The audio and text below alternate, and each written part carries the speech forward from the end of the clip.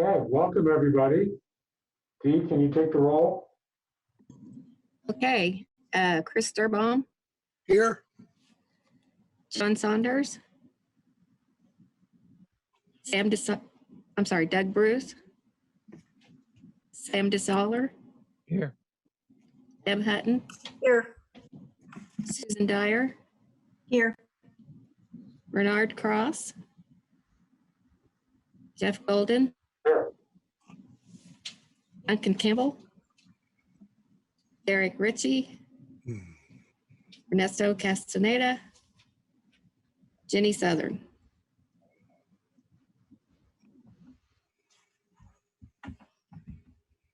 I just want you to make a note, Dee, that Duncan Campbell and John Saunders have just showed up. So they missed your roll call, but they have arrived in the meeting at 5:01 p.m. Okay, got it. Great, so there's a copy of the approval of the minutes. Are there any adjustments? I move to accept. Second. Second. Let's see. Okay, Chris Sturbaum, Yes. John Saunders,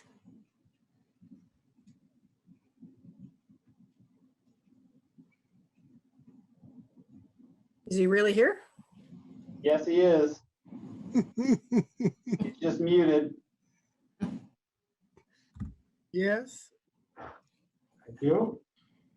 Sam DeSaller, Yes. Deb Hutton, Yes. Susan Dyer. I'm sorry, what was that? Abstain. Okay, thank you. Jeff Golden, Yes, motion carries.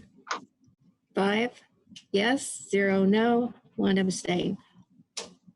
okay, so let's move on to COAs. We have a staff review COA 21-06.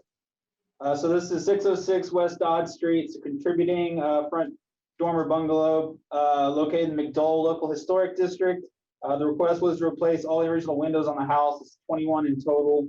The windows will be replaced with double hung Marvin metal clad wood pocket windows.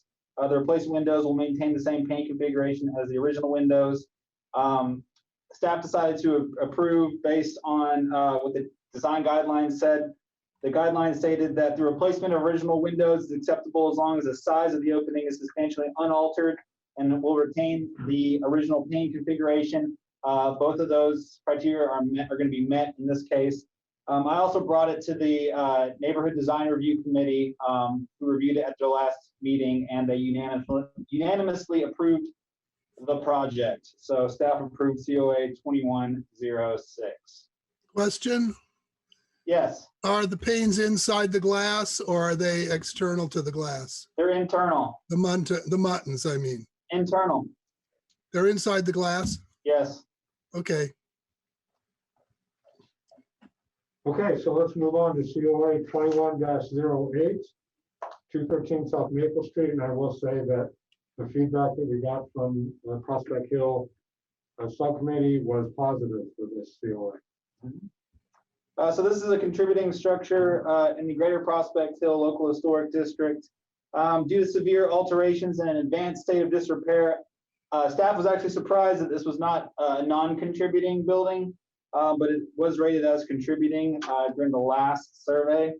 So this request is for a handful of alterations to the exterior to include demo the decks on the northeast elevations and then rebuild a wraparound deck. You can see in this photo here a little bit of the deck it's talking about and the deck on the rear. When they rebuild it, it'll just wrap around and connect these two here. Restore the front porch to original configurations. So this is something that Mark Cornett and I went and looked at. And since this is a typical gable L structure, there is currently a door here, right? When you step into the enclosed porch to your right, as one where should be. We believe this one that used to be here was sided over, and then the new door is now here, and you can see that. So what they want to do is open up, create a door here and turn this door into a window, as most of these homes originally would read. They want to replace all the windows on the house are non-original. It looks like they've been resized at various stages. So the request is to replace those and resize back to larger openings. I didn't get too much information on that, but Jeremy Kennedy is here and he can elaborate on those details. Also to remove the siding on the structure and add board and batten siding. So, vertically oriented siding, and then put some decorative shingles or shakes here in the gable ends. There also is a request to essentially rebuild. There's been 2 additions done to this house, and you can kind of see it here. There's the original house. A first addition was done. It's central portion of the house. It's an absolute wreck. It's completely uninhabitable. And then a second addition was done. It sticks off to the rear here where the porch is. They're going to be completely rebuilding this first addition in the middle of the house. And then I think stabilizing the second addition. I don't think they're going to remove and rebuild that, just the middle addition's in poor shape. But I wanted to share some pictures. This is the middle addition here. You can see it. You can see it there over here as well. This is the better edition. This is the one that's in better shape. I think they're going to be keeping essentially, and the really bad one is back in here that they're going to be rebuilding. So if you look at the Greater Prospect Hill design guidelines, it says retain the proportions of all original openings. That's already not been done. If using alternative materials as siding, the homeowner should use material that is compatible with the original material's character. Vinyl and aluminum siding may be used. So my comments is that this project is mostly a restoration. Mark and I looked at it to figure out the original porch configuration. We think we're bringing it back to that. Staff supports residing window openings back to what we believe would be historically appropriate. The deck's not original. It's located on the sides and rear of the property, so staff supports the deck rebuild. And staff supports building the first addition, or rebuilding that first addition. It was poorly constructed and it's got a lot of damage to it. Staff would not support the board and batten siding just because the guidelines say use material that's compatible with the original material's character, and staff finds that lap siding was probably the original siding used on this. Unless they uncovered some original board and batten siding, and I didn't hear any word of that, I would support kind of a lap style siding on this instead of the board and batten. So staff would recommend partial approval of COA 2108. So the petitioner is here, I understand. Anything to add? Jeremy, do you want to add anything?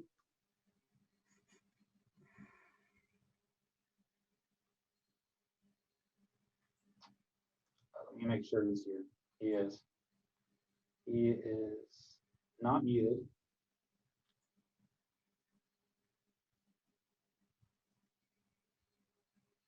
There he is. Jeremy, can you hear us? I can't hear you. Looks like he's having some technical difficulties, so if we want to move along until he figures this out. Okay. All right, so let's go forward with questions. Chris, do you have any questions? Yeah, a couple. Do I understand that you're opening up the porch? Correct. Okay, good. And do I understand that that front window will be resized appropriately, the face window? This one? The one to the right of the porch? Yeah, this one. Yes. Correct. Okay, and could I add that I would suggest 4-inch lap, because that's what every other house in the neighborhood uses? Not just say lap siding, but 4-inch lap. Okay, we're on questions, Chris. Right. Would it be appropriate for us to do that? That's a question. I think it would be. I do too. Okay, thanks. Deb? Yeah, in looking at the pictures that photographs you showed, are they doing anything to fix the roof? Because it looks as if it has cold holes in it. And that theoretically would go, the kind of roof they replace with would also go within the guidelines, but I didn't hear any mention of roof replacement. Looks like it had holes in it. In one of, at least one of the pictures, probably from a side or back. No, a side. I would assume they're putting in a new roof on it if they haven't already. Jeremy, can you confirm or deny that? Yes, we're going to do a full renovation on it, so it'll have all new roof, and then when we strip it, we're going to replace any bad decking, rafters along the way too, soffit overhangs. What kind of covering, what kind of shingles, what color does, what does it go with in the guidelines or to?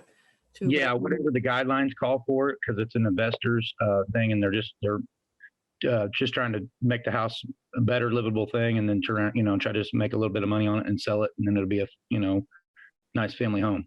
So whatever the guidelines are, that stuff's kind of undetermined right now, and it's up to me. He's left that kind of up to me. So you're wanting to go within the guidelines and. Yeah, that's correct. But I was assuming, dimensional shingles, and in a color that, that's specified by the historical. Okay, thank you. Oh, the second question would be, what material do you plan on making the deck from? Plan and design. Treated lumber. And then the deck handrail, we would do like the, I don't know if you've seen around town, the goat panels, the wire kind of for the handrail part, instead of doing the traditional wood spindles, is what they were asking for. And we were going to tie that in with the front sidewalk too, with the new steps going up to the house and a new handrail. That kind of ties with the deck that would be going around the side. That's kind of the preliminary plan right now. Connor, is there a guy in the guidelines for the neighborhood? Is there anything that speaks to those or to the front steps for that matter? So we were actually talking about that. We don't believe that the guidelines were written in a way that pertains to site part of the landscape, like the steps or the railings. It seems to only mention things that are part of the actual structure as being reviewable and part of the guidelines. Okay. Thank you. Susan, any questions? No, I don't have any questions. Sam? Can the petitioner explain how the front porch is going to be constructed? It says sort of traditional on the 105 note, but talk about the porch flooring material, the type of column, what type of trim you're going to use, what type of steps you're going to have that lead up to that porch, or if you're going to retain the existing ones. Assume there's no rail, but just kind of want to know, since you're opening up that porch, what it's going to be built out of and what sort of detailing you're going to have up there. All right. Yeah. So the floorboards, we've done a few of these other houses that weren't part of historical, but they were on Jackson Street. But we used tongue and groove treated porch boards is what we used on it. And then on the steps itself would be 1.5 inch thick treated step with, anti-slip with it. And then as far as the handrail goes, we could do a newel, a decorative newel, but I was going to do a treated 4x4 post and then wrap it with boral trim, and then give it the same kind of handrail look that the deck is going to have in the back, and also the stair rail would have. So what's the elevation of that floor, that porch floor above grade in the front? It doesn't look like it's over 30 and there's no railing shown there. Yeah, no, it's, I believe on the one side where the steps are, it's less than 18 inches. But I think once we over to the left, as you're walking up to the house, to the left, the grade kind of goes down. I think it jumps up over 24 to the actual, where the floor would be at. So then it would, and I just like having handrails so people don't back off of porches, And what is the material that's, are you going to just do a wood frame that supports that treated tongue and groove decking? So it would get a 2x4, there would be, one top and bottom running, and then the panels get attached to that, and then it gets a 2x6 treated cap board. I'm not talking about the railing. I'm asking about the support for the actual floor. Oh yeah, we're gonna take out the floor there, and then any joist, if we can, reuse them to hanger them, and things like that. We're gonna, put hangers on them and build things to code because the building department will be, inspecting everything. So we'll be building it back to code. However that needs to be supported. That's what will be done once it is opened up and determined. If we need to. What I'm really trying to ask is, what are we going to see underneath the porch boards on the exterior of the? Okay, yeah. What's it made of? I was going to do like a 1x12 band of boral trim to kind of complement the post railings and stuff. And that's what I was going to do. And then also too, with running the battens, I was going to have a 1x10 or 1x12 band board that ran around the whole bottom of the house. And then have a metal drip cap, and then I was going to do batten siding on the house. And is there anything going to be shown under that 1x sort of band trim? How's it hit the ground? Yeah, no, it will. I think there's a little bit of the limestone, the old limestone porch part that would be showing. Gotcha. Like that one spot is 18 inches, so that it'd be a sliver, and then it would get a little bit bigger to the left. But we plan on fixing all the block up and mortar joints, when we before we do any of that stuff. Thank you. Yep. John, questions?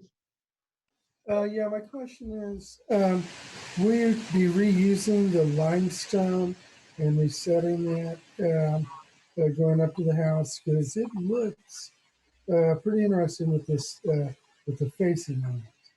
Yeah, I know, and I said the same thing with the owner, but the issue with those steps are they're very steep and they're only about 7 inches wide, so you can only get about half of your foot on the step, and in a couple spots the ground has pushed some of the stairs, out of level.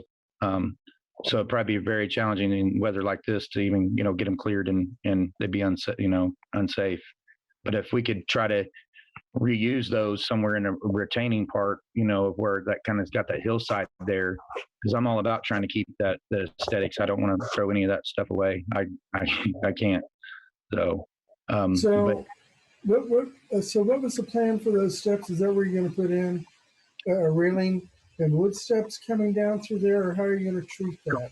Correct. I was going to do wood steps, and then that would be what led up to the porch, and I was going to use the 1.5 inch thick treated wood steps, and they have like little grooves in them that are kind of cut. They have them at Lowe's, Menard, a lot of different places, and just like using those so that there's not a slip hazard and they're safe. They're just a little safer. In the block wall, what's going to happen to it? Which one are you referring to? The limestone retaining wall and on the sidewalk. We are leaving it. We're going to fix it up a little bit, maybe pressure wash it. That's all we were really going to do with it. Thank you. Yep. Duncan, any questions?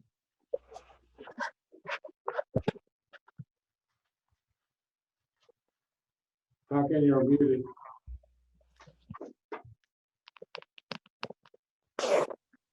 I'll wait for comments.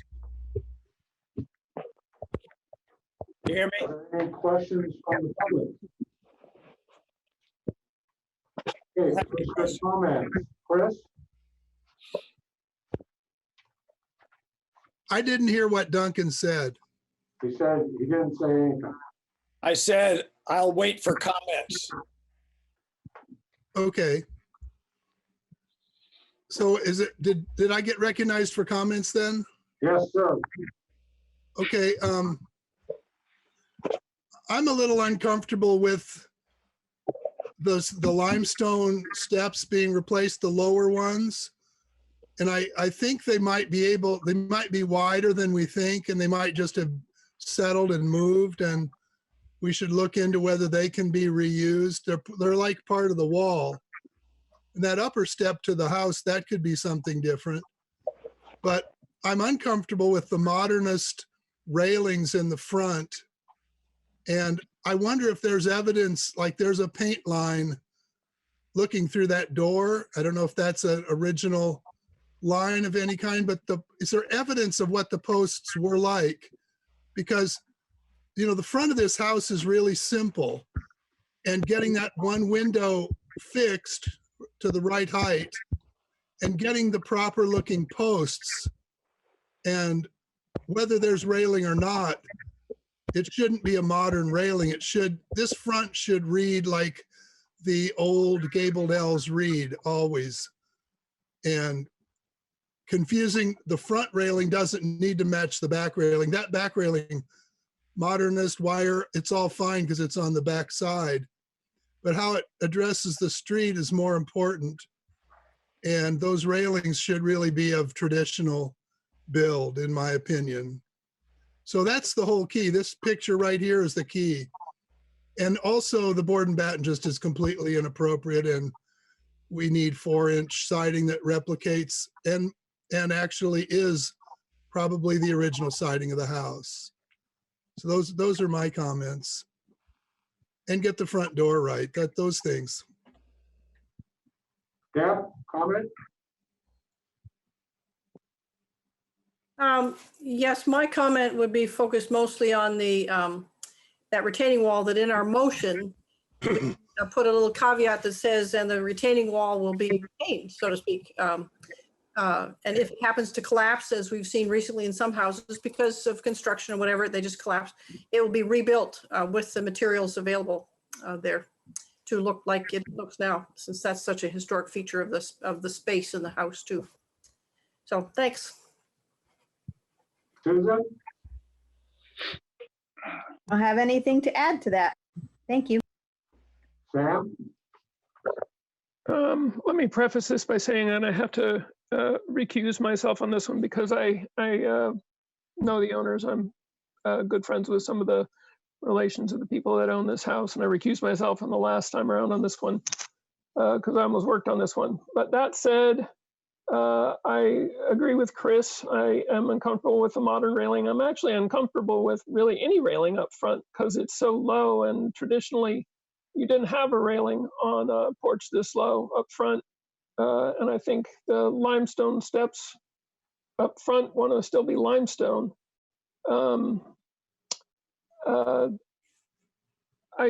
Since the rails in the back are in the back, I don't think that that's a big issue. But I also concur that the board and batten is inappropriate for this house. So I dump the rails, keep it really simple up front, and keep the limestone steps. John? I'm actually in agreement with everybody as well. I would like to see the developer take care of that front limestone wall. It's kind of unique, and to retain those limestone steps, and to figure out a way to make a railing fit in with the design of the property. And pretty much everything else I'm okay with. I do agree with the 4-inch lap siding should be retained once they get everything else off of it. Duncan? Yeah, I don't have the plan up in front of me, but the thing that bothered me about this when I first read it was there's just no specification to vote on. Oh, here's the plan. So the porch in particular says to redo it in a traditional style, but what this board requires is to know exactly what's going to happen. Not maybe, or not the way the old house is, or not the way the next door house is, but we traditionally vote on a very specific set of plans for all of this. And I see the floor plan, but the rest of it seems to be in answering the questions. I mean, I totally respect the builder's position on this, except that he hasn't been provided with the answers to our questions, really. It's like, we'll do it however you want. Well, it's not our job to tell him how we want it. It's his job to come to us with an exact spec. And this, I don't think this isn't ready to vote on, in my opinion. You know, you guys are picking at, well, I think you ought to do the steps different. And I agree, the railing ought to be blah, blah, blah. And maybe there shouldn't even be a railing, but that's all just, at this point, there's nothing in a motion or anything that specifies any of that stuff. And there's no plan to vote on when it says something like built in the traditional style. That's meaningless. So I'm sorry, I just don't think this is ready. We should have materials and specification. You know, that stairway, no house in this neighborhood has a wooden stairway going up to it. There are historic hand-cut stairs there. There's no particular regard for them. Can't put them back in the foundation. I mean, come on, this isn't ready. He needs more consultation on these issues. So, But it seems like Duncan, he's got an architect working on this project. It's Mark Burnett, so maybe Mark needs to provide more details. No, that's my opinion. I mean, Mark knows how to do this stuff, but we're not. It's not being shown. And Exactly. Deciding is absurd. Just okay, so as I've listened to all of you comments, I heard several suggestions that really lead into what Duncan said. I'm in agreement that this needs to come back with some more specific parameters about what's going to happen. I also will remind the commission that this is Prospect Hill, their Prospect Hill. This is a historic light. But I think we need to give some guidance to them about what we think is appropriate and not. I agree with the lap siding. There should not be board batten on this house.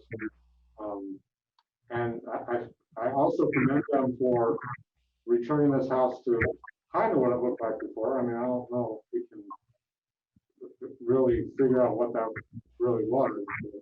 I think that we should ask the petitioner to come back with more specific details. Yeah, I'm not disagreeing with that. I think that the house needs to be saved, and more credit to them for wanting to do it. I just, you know, when they come to us and we don't have any real specification to look at or vote on, and the conversation is like, each of us says what he thinks. How does that get taken back to the builder in any meaningful way? I mean, and then if it doesn't get to be done the way we thought we agreed on, we don't have any recourse because there is a specific set of plans. And you know, for all the years that we've had this commission, that's been the requirement. So I just don't think it's ready. And I'm not blaming anybody. I just don't think it's ready. And we shouldn't have to do this. It's not our job to design it. And God help us if any of us can agree on what a traditional design is, you know? So and Mark knows how to do this. He's done it hundreds of times. So he just needs to give us what we need. Jeremy, I think you got a lot of really good advice today, and I think you can kind of figure out the direction this needs to take. It sounds like you need to come back with some more details and specifications on some of these elements that have been discussed. Do you have any questions for us?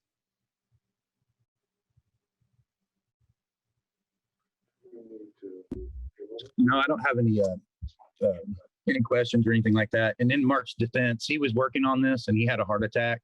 And so the ball got kind of dropped and it's kind of been sitting there. And then he's just now in the last few weeks gotten back on his feet doing stuff. And we were trying to just get the project moving on because they've had it sitting for 4, 5, 6 months. And so that's kind of what happened here. That's why it's unprepared.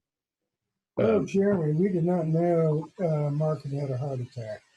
Yeah, he did. And I think it was in December, first part of December, something like that. So that's the reason why the plans are, I just want to, be at Mark's defense. He does know what he's doing and he's good at this. And that's kind of what it is. And I was getting pressured from the investor to, hey, we got to get the ball rolling here. I got payments, I got things going on. And so, that's why I went ahead and petition. I filled out for the building permit and then, planning sent it over to you guys. And I knew that Mark had met with Connor a couple of times. So I kind of figured, well, maybe, we already know kind of what's going on here and we can get this through and at least get the project started, So that's all I had to say about that. Well, we do meet quite often and you can see where we're zeroing in on the details that we want to see. And, I'd be glad to talk to Mark about it too. Yep. definitely. And that's our total goal too, is to, we don't want to modernize the neighborhood, and we don't want to, do anything like that. We want to have some nice amenities inside, you know what I mean? Things like that of for the time of day that it is, but as far as the aesthetics of the outside, no. And then as far as we're willing to do whatever it is to bring it back to what it is, or what it was, and not Sure. take from that, It's a great project, and that Yeah. house needs it badly. Yeah, and it's got a massive lot too. I think it's almost 2 lots there too. And so, and I told him about that wall, and it's like that. It's amazing, I mean, and I told him that we should probably put some money in that because it's all the curb appeal and things like that. And so, and that's where they wanted to just put money into the house part. And so, but we'll get back on with Mark, and we'll get these issues resolved, and maybe we, Mark can work with Connor, and I'm available whenever too. I'm just, and we can get a good plan together to bring to the board. Yeah, this won't be hard to get it right. Okay. I appreciate everybody's time, and I don't mean to waste anybody's time tonight either. No, it's good. So good you're okay dialogue. with waiting until the next meeting? What's that? Are you okay with waiting until the next meeting? Yeah, that's fine. I do have one question though. Yes. And I know that, because usually I don't have to have a building permit to, if I'm not changing the existing structure. Can I work on the inside and jacking up floors and stuff on the parts that we're not going to be changing? I won't be taking any windows out or anything like that. That's not our department. Well, yeah, I mean, I just want to make sure it's okay with the board here. I'll make sure it's okay with the building department myself, but I just, you guys don't have a problem. What we have purview over is the outside of the house. Okay. All right. Awesome. So I need a motion to continue this. I move that we move this COA 2108 to our next meeting, which is what, February 20, I don't see it, Connor, whatever our next meeting is. What's that, Jeff? Yes. Second. Do we have a second? Second, Dee? Okay, Chris Sturbaum, yes. John Saunders, Yes. Sam DeSaller, Abstain. Deb Hutton, Yes, Susan Dyer,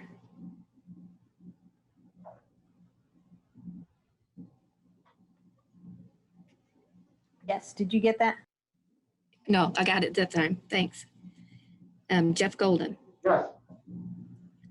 Okay, motion carries.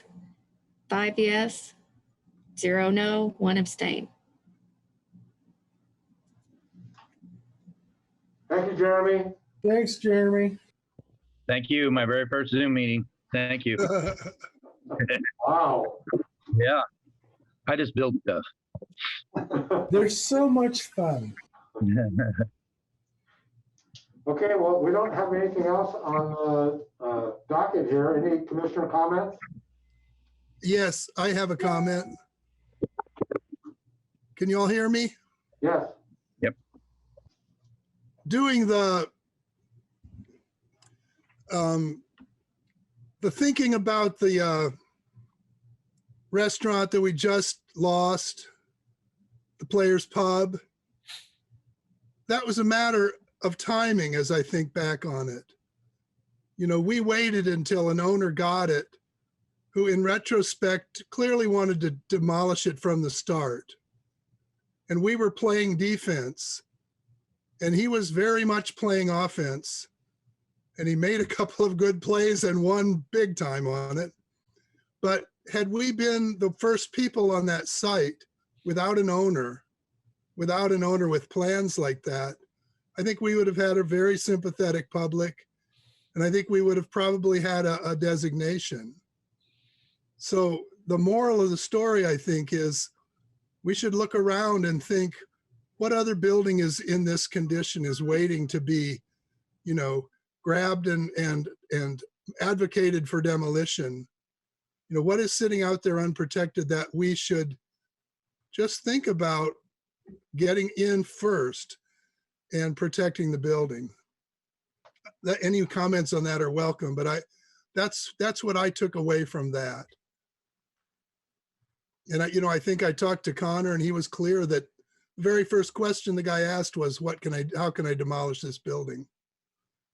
So once it's already belonging to somebody and we're goring his ox, you know, and putting him in a difficult spot, we're in the bad situation then. But if it's a building that is sitting there, no one's bought it yet, you know, there was an alternate future to that. Somebody could have fixed that and kept it at a low level building that would have had a similar future to its past. You know, the guy would have rented some apartments and had a little business below, and it wouldn't have made the money that this big project's going to make. But we could have been involved early, and I think we might have been successful if we were. That's all I got on that.